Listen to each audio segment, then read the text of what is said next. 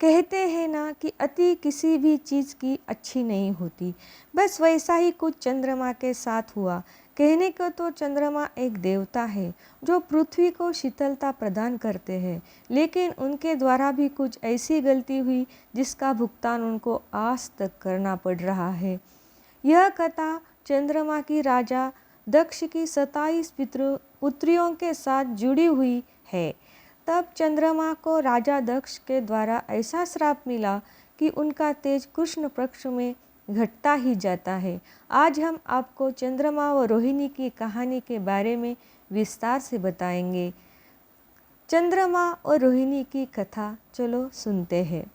चंद्रमा व राजा दक्ष की 27 पुत्रियां कैसी थी और उसका चंद्र के साथ कैसा रिश्ता जुड़ा, ये आज हम सुनते हैं।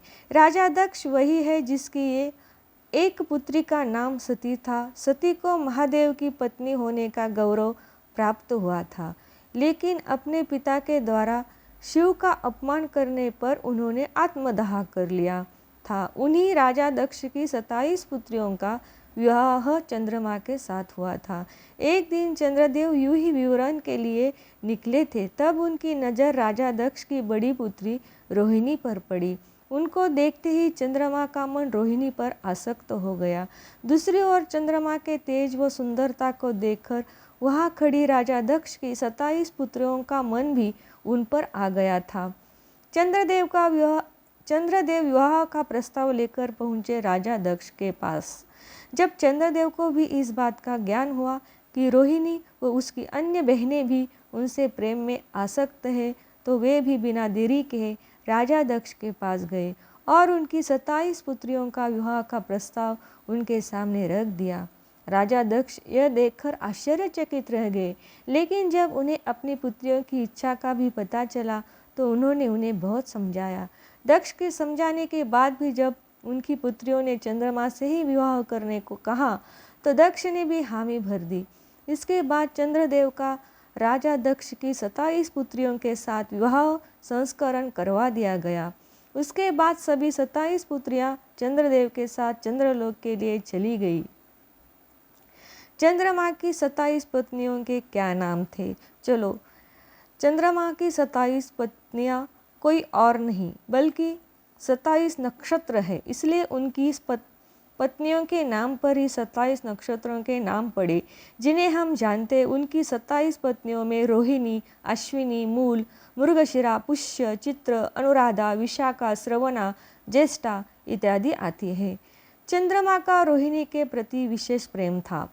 चंद्रदेव राजा दक्ष की 27 पुत्रियों में से सबसे बड़ी पुत्री रोहिणी से ही सबसे ज़्यादा प्रेम किया करते थे। इसी कारण वे अपना ज़्यादातर समय उसी के साथ बिताया करते थे और हर कार्य में उनको ही महत्ता दिया करते थे। चंद्रदेव के द्वारा रोहिणी के दिए जा रहे विशेष स्नेह से उनकी बाकी पत्नियां अपने आप को उपेक्षित महसूस करने लगी।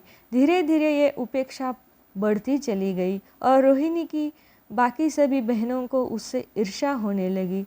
चंद्रमा के द्वारा उनके साथ किया जा रहा यह व्यवहार उन्हें सहन नहीं हुआ और वे सभी पुनः अपने पिता राजा दक्ष के पास चली गई। राजा दक्ष से की गई चंद्रमा की शिकायत। राजा दक्ष अपनी सभी पुत्रियों के इस प्रकार अचानक आगमन से चौंक गए और उनसे इसका कारण पूछा। तब सभी ने अपने पिता के सामने पूरी बात बेझिझक बता दी और इसका समाधान निकालने को कहा। यह सुनकर राजा दक्ष चंद्रमा से मिलने गए और उन्हें ऐसा न करने की सलाह दी। आखिरकार दक्ष ने दिया चंद्रमा को श्राप। चंद्रमा ने दक्ष की बातों को ध्यानपूर्वक सुना और आगे से ऐसा न करने को कहा, लेकिन फिर भी उन्होंने रोहिणी के प्रति अपने विशेष स्नेह को नहीं छोड़ा। जब राजा दक्ष को चंद्रमा के द्वारा अपनी बात की अवहेलना किए जाने के बारे में पता चला तो वे अत्यंत क्रोधित हो उठे। उसी क्रोध में उन्होंने चंद्रमा को श्राप दिया कि तुम्हें अपने जिस रंग रूप और तेज पर इतना अभिमान है वह अब नहीं रहेगा। राजा दक्ष के द्वारा चंद्रमा को क्षय रोग से पीड़ित रहने का श्राप मिला, जिस कारण चंद्रमा का तेज हमेशा के लिए चला गया। अब चंद्रदेव के पास ना तो सुंदरता बची थी और ना ही पहले जैसा तेज। सभी देवता गए भगवान ब्रह्मा के पास। जब बाकी देवी देवताओं को राजा दक्ष के द्वारा चंद्रदेव को दिए गए श्राप का ज्ञान हुआ तो उन्हें चिंता होने लगी। बिना चंद्रदेव के तेज के पृथ्वी पर संकट उत्पन्न हो जाता। इसलिए वे सभी भगवान ब्रह्मा के पास गए और इसका कुछ उपाय बताने को कहा। भगवान ब्रह्मा ने चंद्रदेव को बताया कि उन्हें क्षय रोग से मुक्ति केवल भगवान शिव ही दे सकते हैं, इसलिए उन्हें शिव की तपस्या करनी चाहिए और उनकी प्रसन्नता के उपाय करने चाहिए। इसके लिए उन्होंने एक शिवलिंग की स्थापना करने को भी कहा। चंद्रदेव का पश्चाताप एवं शिव भक्ति। मान्यता है कि 12 ज्योतिर्लिंग में सर्वप्रथम ज्योतिर्लिंग सोमनाथ की स्थापना चंद्रदेव ने ही की गई थी। भगवान शिव को प्रसन्न करने के लिए उन्होंने ही गुजरात में सोमनाथ ज्योतिर्लिंग की स्थापना की थी। इसके साथ ही उत्तराखंड के रुद्रप्रयाग में चंद्रशिला पहाड़ी पर भी चंद्रदेव ने शिव की तपस्या की थी, इसलिए ही उसका नाम चंद्रशिला पड़ा। भगवान शिव ने किया चंद्रमा को क्षय रोग से मुक्त। चंद्रमा की भक्ति व पश्चाताप देखकर भोलेनाथ प्रसन्न हो गए और उन्होंने चंद्रमा को दर्शन दिए। उन्होंने चंद्रमा से कहा कि चूंकि वे राजा दक्ष के द्वारा दिए गए श्राप को पूर्णतया विफल तो नहीं कर सकते, लेकिन वे इसके प्रभाव को अवश्य ही कम कर सकते हैं।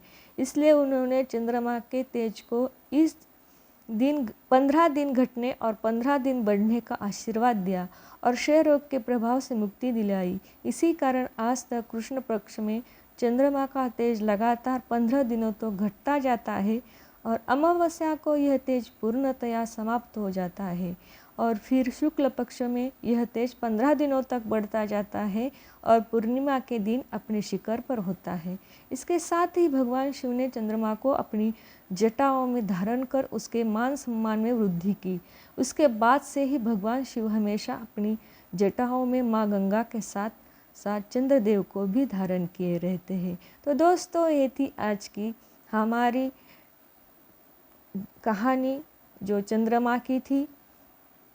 आपको कैसी लगी कमेंट में बता दीजिए।